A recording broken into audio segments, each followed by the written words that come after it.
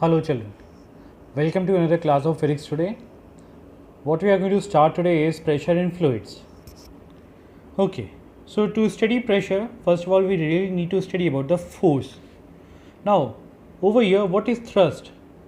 Thrust is simply a force which is acting normally on a unit surface. We know that if we are having this as a surface, so there will be this type of force that it can act, this will be a force, this will be a force, there will be numerous ways or the numerous direction which the force can be applied at this very point, but there will be just one particular force which will be acting perpendicularly to this surface, which is known as a thrust. So what is thrust? Thrust is again the force, but it is the normal force. So now what is pressure? Pressure is force acting normally on a unit surface. So that means force acting normally. What is that? That is thrust. So we can replace this thing and we can write down thrust acting on a unit surface. That is what it is. But if you write down that is thrust acting normally, that is wrong. Why? Because thrust itself is a normal force. So anything which is normal cannot act again as a normal. Alright. So the formula for the pressure is equal to thrust upon area, and so pressure will be equal to, because thrust is the value for the force upon area and it is a scalar unit. Now let's see what is 1 Pascal. 1 Pascal is like when a force of 1 Newton, like we know that pressure is equal to force upon area. So if a force of 1 Newton acts over a surface of 1 square meter, so this is what is known as 1 Pascal. You will write down this is known as pressure. No, we are talking about in terms of the SI units over here. So that means 1 Pascal is equals to 1 force when a force of 1 Newton acts normally on an area of 1 square meter. Now, if any substance has no fixed shape and which can easily flow, that is what are known as fluids, and so gases and liquids are termed in the category of fluids. This we have already done in the previous classes. The pressure which a fluid exerts on the sides of the vessel, like if we are having this as a vessel and this is being filled up with the liquid, so the pressure acting onto it, the sides of the container, the sides, so this is what is known as lateral pressure. Just like in mass we have lateral surface area, the side one, so similarly this is the lateral pressure. Alright children, now we are going to calculate that what is the formula, how can we calculate the pressure for a liquid column. Over here we have imagined to be a liquid column having a surface area as A at the top and B at the bottom and of height h. Okay, we know that the pressure formula is simply force upon area. So that means first of all we need to calculate the force. And how can force be calculated? Force is equal to mass into acceleration due to gravity. Over here it will be mg, that will be the thing. And what is force? Because weight is a force, so we can calculate is somehow we are able to calculate the mass, then we can calculate that F based upon m. So let's calculate m. Now how do we calculate mass? We know that mass is equals to, we can be using the formula of density, like density is equals to mass upon volume, we can write down, and so density into volume will be equal to mass. So this is where we are going to start from. Let's say that the liquid is having a density as represented by rho.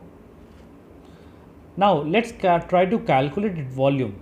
Now this is somewhat a symmetrical shape, so we can say that we can use the area of cross section into the length or into the height.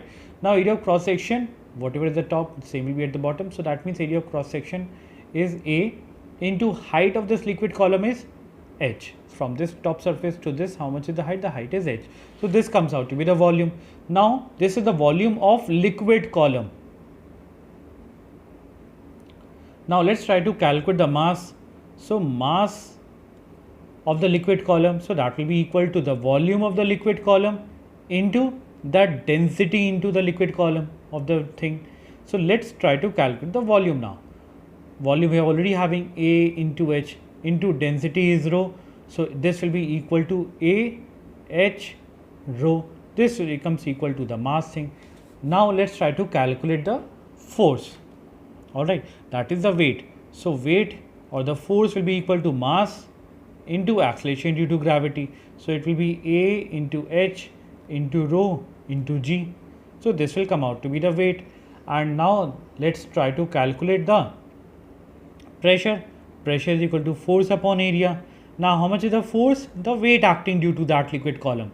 So that is equal to AH rho G upon A, and so pressure is equals to H rho G. Alright children? Alright. So that means now we can say that the pressure of the liquid is depending upon H. More will be the H. That means more will be the depth from the top free surface. More will be the pressure. So it is directly proportional to the height of the depth, we can say. More will be the density. More will be the pressure acting. And then it is also directly proportional to the acceleration due to gravity. Clear? But can we say that it is depending upon the area of cross section, that how much area of is in contact with the liquid? No, it is not having. So we can say that it is independent of the area of cross section. Alright, clear? And if we talk about the total pressure acting, so it will be the total pressure, that means pressure due to the liquid column plus the atmospheric pressure. That is what we are going to deal, and we'll talk about that also. So that will be the atmospheric pressure will also be added to this very pressure, will become the total pressure. Now let's talk about the laws of liquid pressure. Now we know that pressure at a point inside the liquid increases with depth. So that means as we go down, more will be the pressure acting. So for that, to prove this thing, what we are having a water being filled up in a cylindrical vessel having 3 nozzles at 3 different ends. Now if it is being filled right at the up to the top, and all these 3 nozzles are being withdrawn at the same time, so you will see that the one at the bottom is going to throw out the water at the farthest point, and so it will be a bit near, and it will be very much near to the base of the object. So that means as we go down, so what we are having, we can see that more is the pressure being exerted at this point. That is why the water is being thrown at the farthest point. Clear? So this is what it is. Pressure at a point inside the liquid increases with the depth from the free surface. Then we have pressure at a point inside the liquid at a given depth increases with the increase in density of the liquid. More denser is going to be the liquid, more will be the pressure acting by it. Now pressure is same in all directions about a given point within a liquid. Now this is something very important that is going to play an important role when we are going to study about the Pascal's law. To study this, take a bottle and place few holes around it, around this object, and place a stopper and then fill it up to the top. And then if you release all these 3 at the same time, so you will see that the water coming out, all of them is going to be at the same, throughout from them is at the same pressure. So that means water exerts equal pressure in all direction, we can say. Alright. Next we have pressure is same at all points in a horizontal plane at a given depth in a stationary liquid. And the last one is the liquid seeks its own level. To understand this, we are having these different sizes or the different shapes being present, and they are interconnected. The moment you are going to start filling, you will see that they will reach, or the water is going to reach up to the same level, which means that the liquid will seek its own level. It's not that if it is tilted, it is somewhat curved in shape, so maybe the more water is going to occupy till this, and this will be water will be provided they are having a same flat base, same level. Alright, so they will, or the water is going to reach in each of them will be at the same level. So that's what it is. Liquid seeks its own level. Now it is for the very same reason that pressure at a point inside the liquid increases with depth. That is why the wall of a dam are made thicker at the bottom. Why? Because at the bottom they will be exerting more amount of pressure, or the highest amount of the pressure value will be exerted at the bottom or at the base. So that is why they are not going to be made thick, so the dam is not going to be strong, and the walls may get break, and then we will be seeing the condition of a flood, or the neighboring areas are going to get flooded. So that is why the base are always made thicker and stronger, just to protect it, because it will be exerting a huge amount of pressure at the base. Same goes with the divers and all. Those who are sea divers, they wear a special type of or specially designed swimsuit. to protect them from the adverse effect of the pressure of the liquid or the sea water that is going to exert on their body.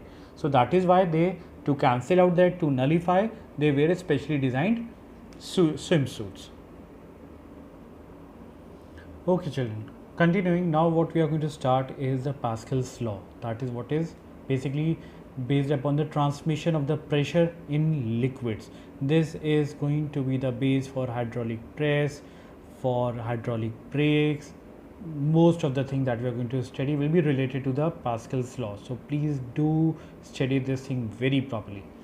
So it says that the pressure exerted at one surface of an incompressible fluid. We know that liquids cannot be pressed, so that is why they have, just to be quite clear, they have mentioned, or we can write down without also, is equal to the pressure exerted on any other surface. So that means this allows, even if we apply small force to any small area, which will be converted into a large force applied to a large area. That is what is used in the hydraulic lift mentioned below. Let's see. Now what is happening? We can see that the surface where we are going to apply a force is quite small, and the force that we will be applying will also be quite small. So which will force the liquid present over here to rush forward, and where is it having a rush? To this very part, and so this area will be pushed in the upward direction, the car will be lifted. This is what you must have observed or seen at a garage or a workshop. That is where we use this very mechanism. So we are applying a small amount of force. What is the use? It is just simply because most of the thing related to machine, lever and all that you are going to study in class 10, you will observe that we should be applying only a small amount of force, and the result of that should be think that a large amount of force is obtained, because we know that to lift this object will be using a huge amount of effort. So to provide that, we are getting it through the Pascal's law. Alright, so what it simply says that whenever any pressure is applied, we can see that in this very object the pressure is being applied from the top to any part of the boundary of a confined fluid, it is transmitted equally in all the directions. So it's not that it will be applied only when we are having just one single direction where the liquid can flow. It is to every possible direction where the liquid can escape out, is going to rush out, and it's not that from this very pressure it will be the highest value from this. If they are equally present, then it will be passed on equally, and it will be irrespective of the area on which it acts, and always acts at right angle to the surface of the containing vessel. Alright, okay children, let's study. Now over here, let's say that we are applying a force. We know that the force will be equal to pressure into area, and we have to apply a small amount of force. So the pressure, let's say P1, and area will be A1. So we know the pressure will be equal to F1 upon A1, given the area is given and the force is given. Alright, we have applied, and let's say that the area present over here is 10 times the area of this one. So A2 is equals to 10 times A1. So as soon as the force is applied through this piston, so this will push the liquid in the forward, the fluid in the forward direction, and this very piston will be raised in the upward direction. Okay, now what will be the pressure? We know that P2 is equals to F2 upon A2. Over here, what is the force acting? F2, and A2, that is 10 times the A1. So putting up over here, so that means the force that will be generated, F2 will be P2 into A2. So that will be 10 times the force of the previous piston applied. So that means if we apply a small amount of force, because we are having the area of cross section being 10 times. So that is why the force acting upon it will be 10 times the force acting upon over here, isn't it? So that is why we use these very hydraulic lift. Moving on, let's say that now how to study about a hydraulic press. Now over here we are having again a lever that is being present with a piston, and we are having an opening present over here for the valve V1, and then this is where the liquid can flow, and again there is an opening over here V2. What is the use? We are using this thing so that these cotton part present over here get compressed. Alright, so that is why we are using. So what are we going to do is that we are going to push it down. The lever is going to be pushed down, and so the piston will push this thing in the downward direction. So the valve V1 will get closed, and the only opening where the liquid can rush through will be this very part, and it's going to rush out. And due to the huge pressure that is exerted, this valve will get open up and the liquid is going to rush inside with tremendous pressure.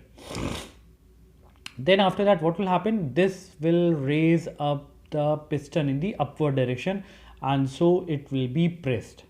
So this is the working in which we can have a huge cotton balls get compressed very easily by just applying a small amount of force. Now we don't have to again and again do it. We just have to apply and thus it simply gets compressed. Now if suppose we have to bring it down to the normal level, so in that case what we will do is that we are going to release this thing, that is release valve. So the liquid comes out over here, and again when we are going to like bring back, so due to the atmospheric pressure, so this is liquid is going to rush up all the way and will get filled up with the liquid all over again. Okay children, let's quickly see how does the hydraulic brake works. Now this is the system present in a car. So what do we do is that we have a brake paddle. The moment we apply this pedal, so due to this working of the lever, the piston is going to be pushing this fluid present over here down this very tube, narrow tube. And we know that as per Pascal's law, this will be transmitted equally in all the directions. So the equal amount of fluid is going to come out over here. So that means as soon as this is being rushed with more amount of fluid, so this will get expanded. The piston is going to be thrown outward direction. So that means these wheels are being connected with the restoring spring, and in doing so the wheel drum and it bring it to the rest part, and at the same time this restoring spring, this develops a tension due to outward movement of the brake shoes, and as soon as we lift away the foot from the brake paddle, the brake oil flows back into the master cylinder. This is what is the master cylinder, from where the liquid is being pushed out in all the wheels, throughout the wheels, to move in the inward direction. The pressure on the brake shoes is thus released, and restoring springs bring them back into the earlier position that is present. Okay children, that's it. Now in the next video we'll be starting with the atmospheric pressure. Okay children, stay home, stay safe, keep studying.